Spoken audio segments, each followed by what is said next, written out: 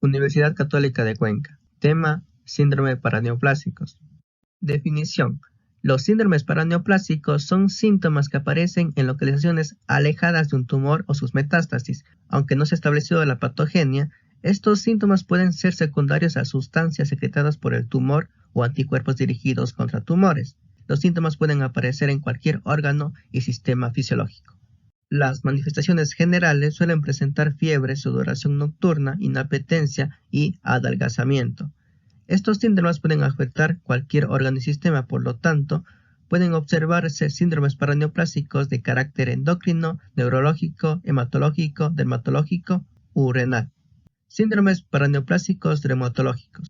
Generalidades. Los principales que se presentan aquí es la osteoartropatía hipertrófica, la vasculitis leucocitoclástica y la dermatomiositis. Osteoartropatía hipertrófica se caracteriza por la periostosis y formación ósea subperióstica de huesos grandes y falanges.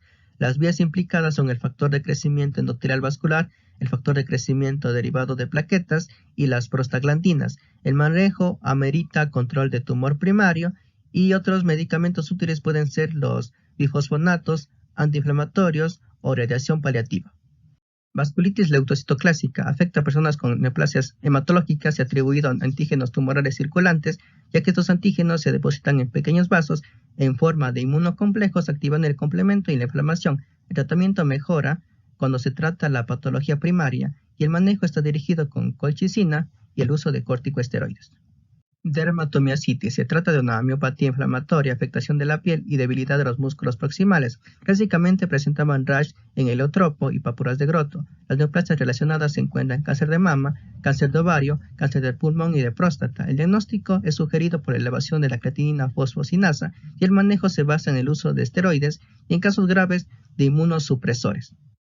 Los síndromes paraneoplásicos endocrinológicos comprenden un grupo heterogéneo de síndromes clínicos que se caracterizan por un tumor que libera al torrente sanguíneo péptidos funcionales u hormonas que provocan desajustes metabólicos. La frecuencia de este síndrome inapropiado de secreción de hormona antidiurética, la hipercalcemia, la hipoglucemia y el síndrome de Cushing son unos ejemplos de este síndrome. El síndrome inapropiado de la secreción de hormona antidiurética se presenta entre el 1 al 2% de los pacientes con cánceres, principalmente en el cáncer de células pequeñas de los pulmones. Se caracteriza por una hiponatremia, hipovolemia y una hiposmótica. El tumor secreta un péptido parecido a la hormona antidiurética y los síntomas varían principalmente según los niveles de esta hormona. El principal es una hiponatremia. Para síntomas moderados ya se incluyen cefalea, astenia y dificultad de la memoria.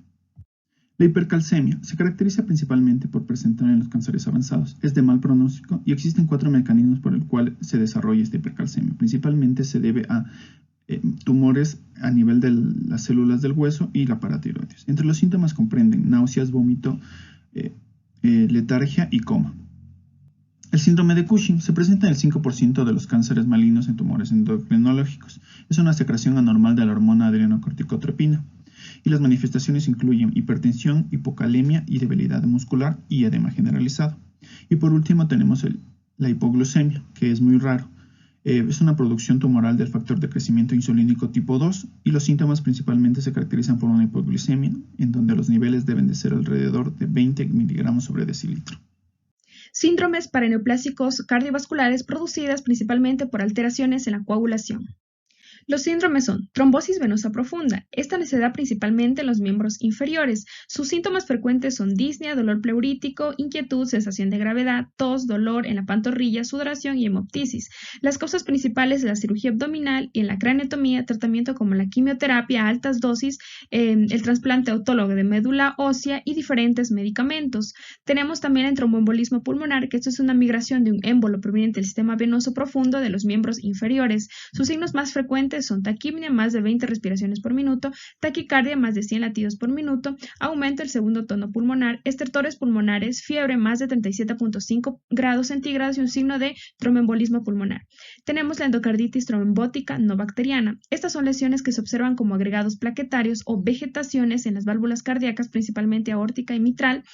Sus manifestaciones clínicas resultan de la embolización sistémica, sobre todo en el vaso, los riñones y en las extremidades, siendo el sistema nervioso central y en las arterias coronarias donde se origina mayor mortalidad. Los síndromes paraneoplásicos renales se manifiestan habitualmente como un síndrome nefrótico. Las manifestaciones clínicas de este son edema, proteinuria con más de 3 gramos en 24 horas e hipoalbuminemia, siendo frecuente que se asocie a hiperlipemia y a un riesgo elevado de trombosis, que puede ser aditivo al de la neoplasia subyacente. La neoplasia más frecuentemente asociada al síndrome nefrótico es el linfoma de Hodgkin, que representa un 80% de los casos y se manifiesta como una glomerulonefritis de mínimos cambios. Así también la glomerulonefritis membranosa. Las neoplasias asociadas son el carcinoma de ovario, estómago, mama, riñón, pulmón y colon. La evolución del síndrome nefrótico es muy variable y depende de la lesión glomerular subyacente. Síndromes paraneoplásicos dermatológicos normalmente anteceden a la neoplasia o presiden una recurrencia, tienen un alto porcentaje entre la alteración mucocutánea y alguna neoplasia. Síndrome paraneoplásico más frecuentes tenemos a la acantosis nigricans, que se caracteriza por engrosamiento de la piel, por pigmentación de las axilas, cuello, ingles, cambios papilomatosos en la cavidad oral, hiperkeratosis de las palmas y plantas de los pies. Tenemos al pénfigo paraneoplásico, que se caracteriza por rasgos polimorfos en palmas de las manos, lesiones dolorosas en la mucosa, lesiones acrales y paroniquia. Síndrome de Swede. El síndrome de Swede se caracteriza por inicio súbito de placas eritematosas, pápulas, nódulos y puede desarrollar vesículas, fiebre y neutrofilia. Tenemos el eritema necrolítico migratorio, que se caracteriza por vesículas, bulas de predominio central y en la boca, erupción diseminada en parches. Síndrome de Base. El síndrome de Base se caracteriza por una hiperkeratosis psoriasiforme, cara simétrica, erupción eritematosa violácea y keratodermia plantar con una distribución más violácea. También tenemos la ictosis paraneoplásica, que se caracteriza por cirrosis cutánea, múltiples escamas y afecta a las extremidades inferiores y tronco. Síndromes paraneoplásicos gastrointestinales, que vamos a agruparlos en 3 grupos principales que incluyen efectos hormonales de los tumores carcinoides, gastrinomas y somatostatinomas, hepatopatía paraneoplásica o síndrome de Stauffer, y trastornos paraneoplásicos de la motilidad intestinal, pseudoobstrucción intestinal, gastroparesia y acalasia. El síndrome de Zolliger-Ellison, el cual comprende una tríada que es la enfermedad ulcerosa péptica severa, hipersecreción ácida gástrica y tumor de páncreas de células no beta productor de gastrina. Los síntomas principales son dolor abdominal, úlceras pépticas, pirosis, estenosis pilóricas, duodenales y esofágicas, diarrea secundaria a la hipersecreción y mala absorción intestinal. Pseudoobstrucción crónica. Los pacientes tienen grados variables de dolor abdominal, distensión y vómitos. Cuando tienen compromiso predominante intestino delgado, desarrollan sobrecrecimiento bacteriano, síndrome de asa ciega, desencadenando esteatorrea y diarrea. Cuando el compromiso es colónico, genera estreñimiento y megacolon, y cuando los pacientes tienen ambos tipos de compromiso, desarrollan síntomas alternados de estreñimiento y diarrea según el compromiso de cada órgano. Gracias.